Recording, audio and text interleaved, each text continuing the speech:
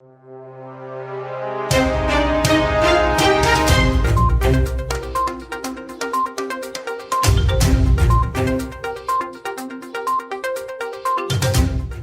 to War India News Hour. 5G becoming part of organizations' edge computing plans.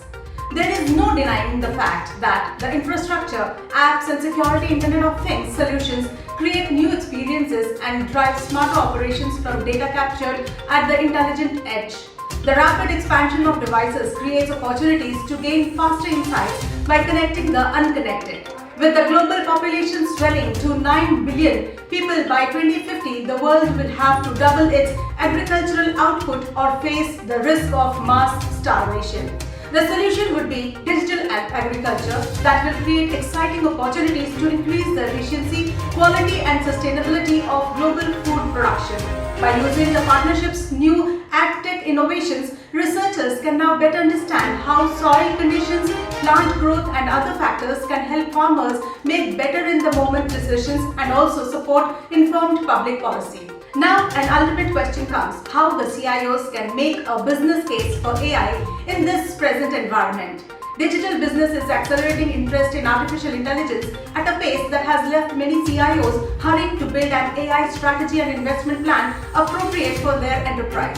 CIOs are in the perfect position to educate their company's CEO and board about recent developments in artificial intelligence and show how AI might influence their business and competitive landscape. A report from Gartner speaks on organizational interest in artificial intelligence projects has steadily increased in recent years. Just 14% of organizations had deployed AI in 2019. However, that number rose to 19% in 2020 and is expected to reach 24% in 2021. This growing interest in AI will influence organizations' technology investments in the immediate future. Yet, AI adoption requires more than just the latest technologies or modeling techniques. When we try to scale the AI in the enterprise, CIOs need to articulate a clear business purpose and rationale to invest in these technologies. Let's look into today's headlines in War India. Social media platforms must respect law of land, says IT Minister. Information and Technology Minister Ravi Shankar Prasad accused social media platforms of double standards in their approach to recent events at the US Capitol Hill and the Red Fort on Republic Day. The centre may arrest Twitter's top executives in India, stating that its list of accounts sought to be censored over inflammatory content was not negotiable. The government added that its patience is running out over refusal of the company to follow the earlier notice given under Section 69A of the IT Act. 26,121 Indian websites hacked in 2020, says Sanjay Dhotre. Sanjay Dhotre, Minister of State for Communications and IT, said it has been observed that attackers are compromising computer systems located in different parts of the world and use masquerading techniques. The number of incidents shows a surge in cases of hacking compared to the previous year, when 24,768 websites came under cyber attack. There have been attempts from time to time to launch cyber attacks on Indian cyberspace. He further said that it has been observed that attackers are compromising computer systems located in different parts of the world and use masquerading techniques and in hidden servers to hide the identity of actual systems from which the attacks are being launched. RBI puts restrictions on withdrawals from Nashik-based bank. The Reserve Bank of India has put restrictions on withdrawals from Nashik-based Independence Cooperative Bank Limited. The RBI has taken the decision because of the present liquidity position of Independence Cooperative Bank Limited. The RBI, however, said in a statement that depositors should not feel worried, as 99.89% of the depositors are fully covered by the Deposit Insurance and Credit Guarantee Corporation, that is DICGC insurance scheme. RBI further said that the restrictions on Independence Cooperative Bank Limited will remain in force for a period of 6 months. Panasonic India to introduce IoT product offerings into home automation. Panasonic India announced the expansion of its Internet of Things and artificial intelligence-enabled connected living platform Mirai. It launched a connected refrigerator, washing machine, Wi-Fi fan, Roma smart digital switches and smart Wi-Fi controlled plugs and switches on the platform. The new range of Mirai appliances will be available across Panasonic brand shops, large format retail outlets and online platforms from next week onwards. These new models are an addition to the first generation of Mirai connected products, including connected air conditioners, smart door phones, Zigbee plugs and switches, which were introduced in 2020. Elon Musk's internet service to reach your home through satellite. Tesla CEO Elon Musk has a space exploration company by the name SpaceX. Starlink is SpaceX's satellite-based internet service that will provide directly through satellites that SpaceX will launch in orbit.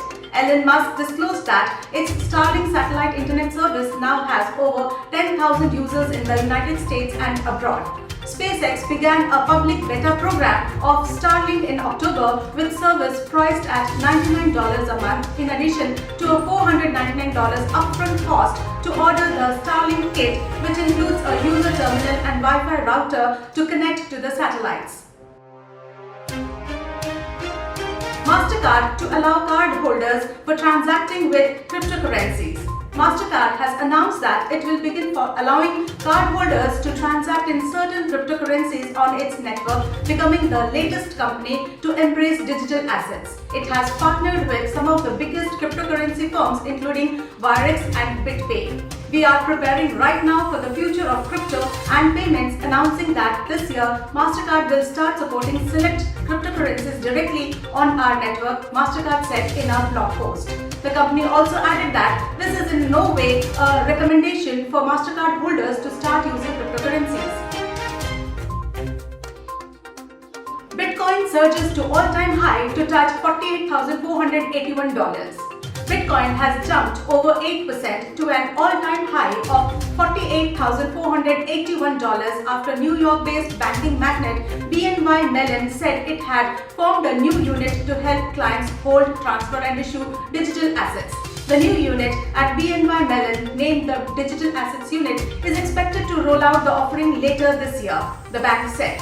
Bitcoin was last up 5.7% at $47,387. The bank has allocated about $2 trillion in assets under management and has announced plans to hold Bitcoin and other cryptocurrencies on behalf of its clients. Accenture unveils new business group with VMware. With an investment of multi-million-dollar investment in Accenture VMware Business, the partnership and the launch of the dedicated business group will help organizations adopt a cloud-first strategy, accelerating migration to the cloud, building modern apps more rapidly, and using the cloud as a foundation for innovation and new business models, ultimately realizing greater value. It will be supported by approximately 2,000 Accenture Cloud professionals trained in VMware products and services. The Accenture VMware Business Group will help clients tap into the powerful capabilities and elasticity of the cloud. Update your Google Chrome browser if you want to be safe. Alert from CERT.